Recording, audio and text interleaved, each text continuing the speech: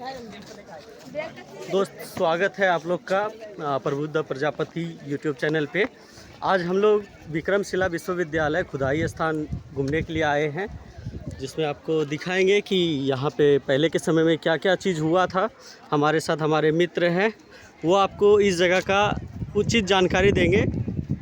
जी हाँ दोस्तों, ये जो है विक्रमशिला विश्वविद्यालय की स्थापना जो है धर्मपाल ने की थी। आप ये जो देख सकते हैं, ये पुरातात्विक स्रोत है। यहाँ पे ध्यान बैठ के भिक्षु हुआ करते थे। जो भी शिक्षक एवं शिक्षिकाएँ होती थी और जो भी विद्यार्थी होते थे, यहाँ पर बैठ करके ध्यान लगाते थे और पढ़ा करते। और वहाँ पर शिक्षक जो आप देख सकते हैं, वो स्थल जो है वहाँ पर शिक्षक हुआ करते थे। और इतना शांत वातावरण हुआ करता था कि वहाँ से यदि कुछ शिक्षक बताते थे तो यहाँ पर जितने भी छात्र छात्राएँ बैठा करते थे, वो उनको जानकारी प्राप्त होता था। एक श्रुति के माध्यम से, यानी कि सुनने के माध्यम से वो जानकारी प्राप्त करते थे और उसी को ध्यानपूर्वक ध्यान करते थे और उसी का स्मरण करते थे। आगे हम बताते हैं आगे की ओर, है ना। दो शिक्षक बैठा करता था यहाँ पर, देख सकते हैं आप। ये शिक्षकों के बैठने का स्थान है और यहाँ पे जितने भी हैं छात्र छात्राएँ सब यहाँ पर बैठा करते थे। और ये जो ये कभी कभी एक मंजिला इमारत हुआ करती थी, कभी 2 मंजिला इमारतों की पुरातात्विक स्रोत मिले हैं। आप देख सकते हैं छोटे छोटे स्तूप, जो कि सुर्खी चूना पत्थरों का इस्तेमाल किया, क्योंकि उसमें सीमेंट और ये सब अत्याधुनिक चीज़ें नहीं थी। फिर भी आप देख सकते हैं अभी भी ईंटें बहुत संरक्षित है। आज के दौर के तुलना में देख सकते हैं, बहुत संरक्षित है। और आगे जो उनका जो है मेन द्वार है, वहाँ पे महात्मा बुद्ध का जो है प्रतिमा भी वहाँ पर स्थापित है। आगे की और आपको दिखाते हैं, देख सकते हैं।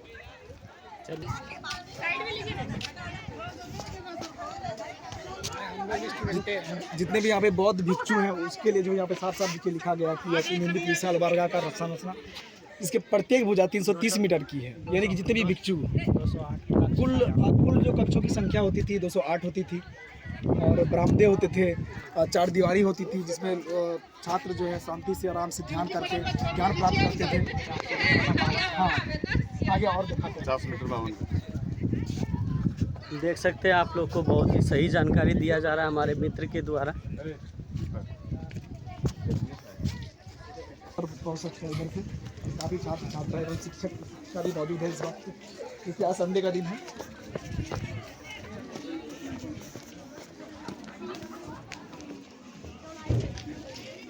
हम यहाँ लगभग अभी से 10 से 15 साल पहले दोस्त लोग के साथ आए थे।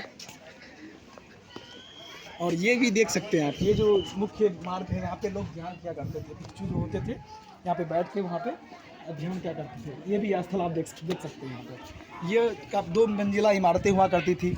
और ये देखिए पत्थरों पर जो कारीगरी की गई है, बहुत बारीक तरीके से इनको काटा गया था। सोच सकते हैं आप इस आधुनिक दौर में और उस प्राचीन काल में किस तरह से इनकी व्याख्या की गई होगी। और चलिए आगे आपको दिखाते हैं। ठीक है, ये सब का क्या है? इतना बड़ा बड़ा पहाड़, चट्टान, इसका स्तंभ है, इसको स्तंभ कहा जाता था। और कुछ स्तंभ ऐसे मिले हैं जहाँ पे खोद करके लिखा गया कुछ शिलालेख पर। इसको यानी कि शिलालेख पत्थर, इस पर लिखा गया कुछ। अभी लिखा नहीं है। कहीं पे आपको ताम्र पत्र भी मिलेंगे, जिसमें तांबे के ऊपर लिखा जाता था, ताकि लोगों के पास उनके माध्यम से कुछ पहुँच सके। आप लोग देख सकते हैं कितना सुंदर मनमोहक व्यू है। और ये कहीं और नहीं, हमारे बिहार के भागलपुर ज़िला में स्थित है विक्रमशिला विश्वविद्यालय। आप लोग जो लोग नहीं आए हैं, कभी यहाँ पे आइए।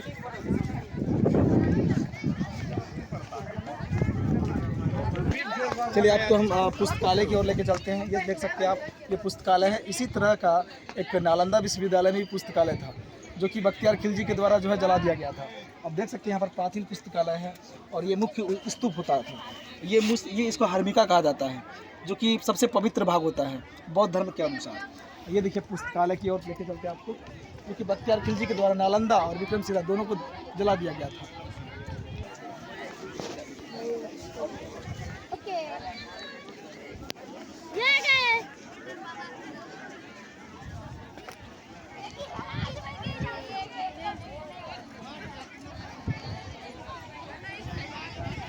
आगे की ओर चलते हैं पुस्तकालय की ओर। वो सामने वो पुस्तकालय है।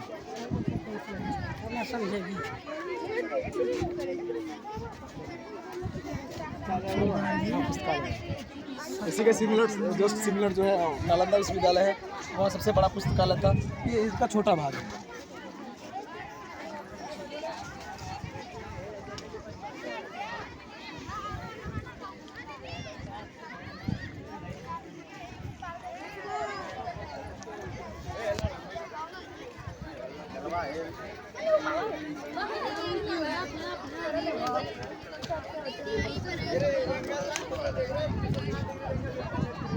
चलिए ऊपर चलते हैं। चलिए अभी हम लोग ऊपर चलते हैं, देखते हैं ऊपर का व्यू कैसा है। यहाँ से देखने में काफ़ी भयावह दृश्य दिखता ये है। मुख्य स्तूप है और पुस्तकालय भी है, तो मुख्य स्तूप भी बोल सकते हैं आप, और आगे पुस्तकालय भी है। ये हाल ही में जोड़ा गया है, ये आप देख सकते हैं, उन्हीं के जस्ट सिमिलर टाइप का।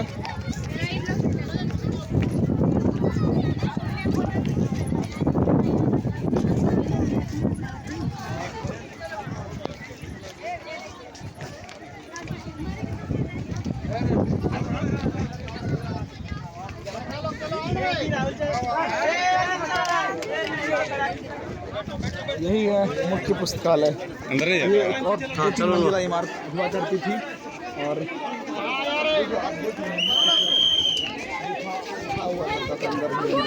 जाने का मार्ग हुआ करता था। ये गुफा का एक द्वार है जो कि इस द्वार से उस द्वार की ओर जाया करता था।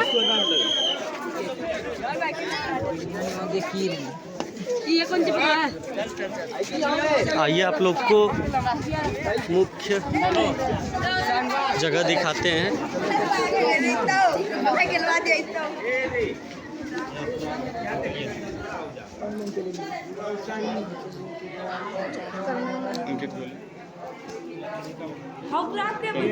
ऊपर वाला भाग हाल ही में जोड़ा गया है,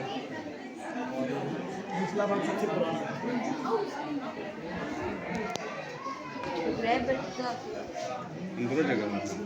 अंदर कुछ नहीं इसको बनाया अच्छा था अपने हाल ही में ऊपर वाला बनाया।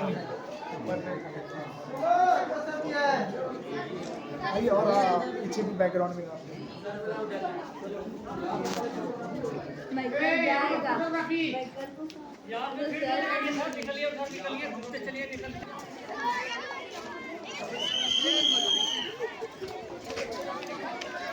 आपको दिखाते हैं यहाँ पे 360 व्यू विक्रमशिला विश्वविद्यालय का।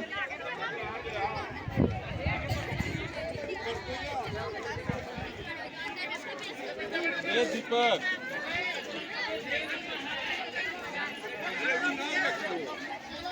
सेट खराब हो गया कैसे? पेन सेट किए थे तो लग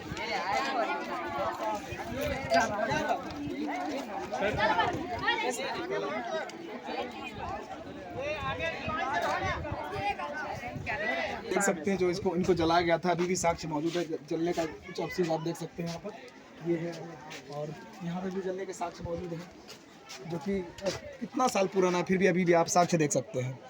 ये 2-3 मंजिला इमारतें हुआ करती थी, मैंने बताया हाल ही में आपको।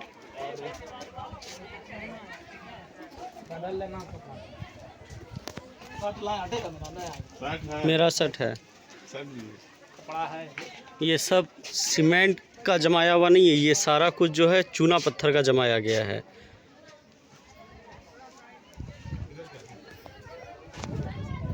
चतुर्थ भुजाकार ये क्षेत्र में फैला हुआ है, आप देख सकते हैं, सिमिलर टाइप एकदम जैसा कि होता है।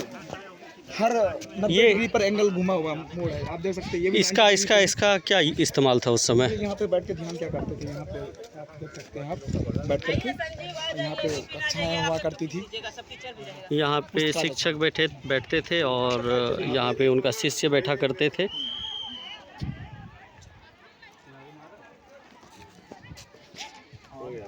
ये सभी जो है चतुर्भुजाकार आकार में फैला हुआ ये क्षेत्र है।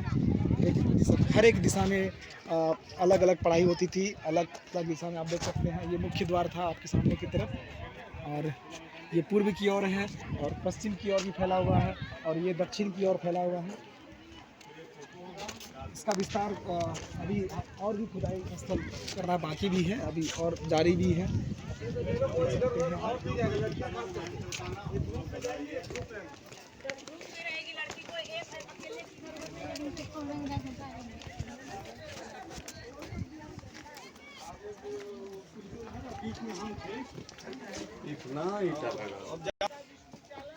आप ईंट की चौड़ाई देखिए। अभी के समय में जो हम लोग का ईंट आ रहा है ऑलमोस्ट 2.5 इंच से 3 इंच के आसपास का आ रहा है। उस समय का देखिए आप 2 इंच का ईंट लगा हुआ है इसमें, और कितनी बारीकी से, कितने कुशल कारीगरी से इसको बनाया गया था, देख सकते हैं आप लोग।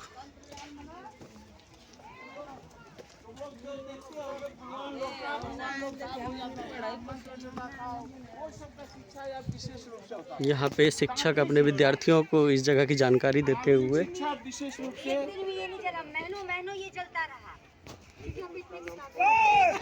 इतना किताब रखा था, महीना तो जलता रहा, 6 महीने तक किताब जलता रहा। यहाँ तांत्रिक विद्या का शिक्षा दिया जाता है। देख सकते हैं 4 स्तूप है, चारों एक जैसे हैं। आप पूरा पश्चिम उत्तर दक्षिण जिस साइड जाएंगे एक तरह का आपको दिखने को मिलेगा।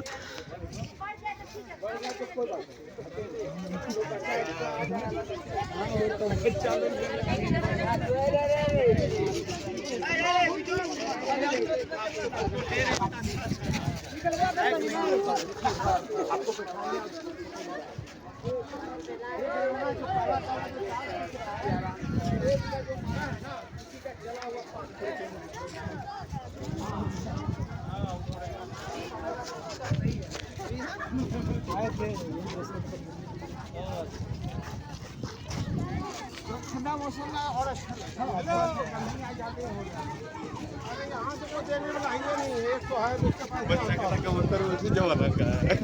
हाँ, उसी जमाना काला हो गया अभी तक।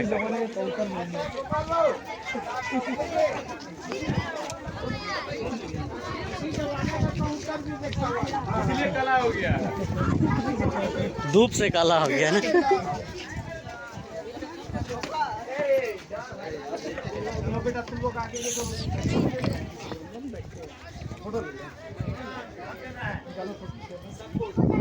आइए सर, आप भी हम ही लोग के साथ आइए।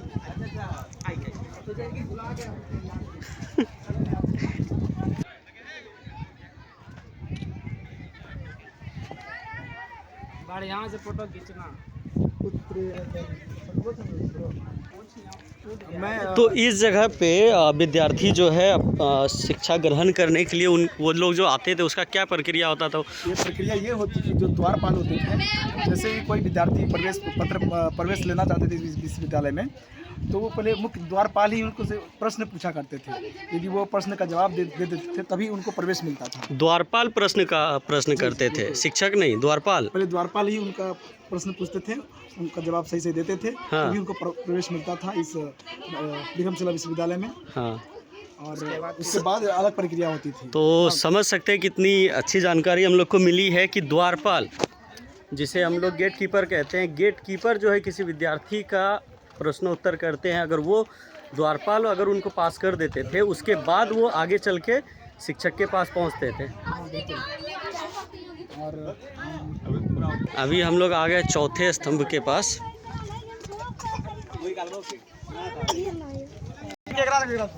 ये है चौथा स्तंभ, जहाँ पे बड़े शिक्षक बैठ कर के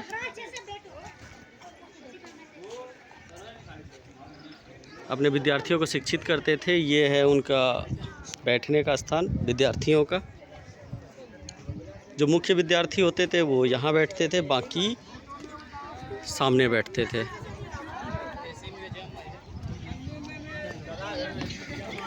ये है मुख्य द्वार। जैसे कि अभी कुछ समय पहले वीडियो में आपको जानकारी दिया गया था कि उस जगह पे ही द्वारपाल रोकते थे नए विद्यार्थियों को। वहाँ पे वो कुछ प्रश्न करते थे नए विद्यार्थी से। अगर द्वारपाल यानी गेट कीपर जिसको बोलते हैं आप लोग, उनके सवालों का सही जवाब दे देते थे वो, तब उनको अंदर प्रवेश दिया जाता था। समझ सकते हैं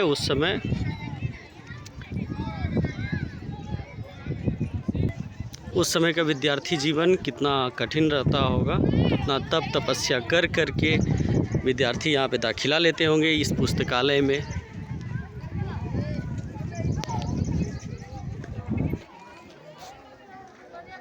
देख सकते हैं हम लोग 3 काले आदमी, 3 मैन इन ब्लैक। क्या हंस रहा है I am Kalwa 2। Kalwa 1, Kalwa 2, average कलवा 3, एक कलवा मिसिंग एक एक्स्ट्रा है तो खैर दूर में थोड़ा ब्लॉक ना देके अपना।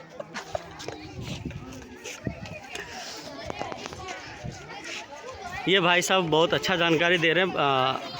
इनसे हम पूछते हैं कितना जानकारी। एक सेकंड सर, आप हमको ये बताइए आपको इतनी जानकारी कैसे है? हम लोग भी तो पढ़े हैं, हम लोग को इस तरह का जानकारी नहीं है जितना जानकारी आपको है। नहीं, ऐसा नहीं है। किताबों के माध्यम से आप यदि 6 to 10 किताब भी पढ़ेंगे तो जानकारी प्राप्त होगी। लेकिन हम ये लोग मुख्य स्तूप है, यहाँ भगवान बुद्ध की प्रतिमा हुआ करती थी। ये चारों तरफ और यहाँ तो थी पुस्तकालय, कुछ रखी गई थी ध्यान करने के लिए। यहाँ पर लोग बौद्ध भिक्षु या फिर विद्यार्थीगण यहाँ पे ध्यान किया करते थे। और पुस्तकालय, ये चारों तरफ पुस्तकालय ही पुस्तकालय थी। और यहाँ पे जो है एयर कंडीशन के तौर पर उस समय तो बिजली हुआ नहीं करती थी। और गंगा के जस्ट किनारे ये विश्वविद्यालय बसा हुआ है। आगे है, आगे गंगा है। यहाँ से 3 किलोमीटर बाद आपका बटेश्वर स्थान है जो कि गंगा जी के बीचों बीच बसा हुआ है। यहाँ पे आएंगे तो आपको 2 स्थल घूमने को मिलेगा। एक तो ये पुरातात्विक स्थल खुदाई, दूसरा धार्मिक स्थल बटेश्वर स्थान। और इधर जो है पुस्तकालय हुआ करती थी, इधर और इधर, जो कि 6 महीने तक जलती रही वो पुस्तकालय। बख्तियार खिलजी के द्वारा उसको जला दिया गया था, नष्ट कर दिया गया था। इतनी किताबें भरी पड़ी थी। 6 महीने। आप लोग देख सकते हैं पहले का समय में, अभी हम लोग को टेबल कुर्सी मिलता है कोचिंग में बैठने के लिए। उस समय देख सकते हैं किस प्रकार का पत्थर रहा करता था, सिलवट के तरह। इस पे बैठ कर के पढ़ाई करते थे उस समय के विद्यार्थी सब।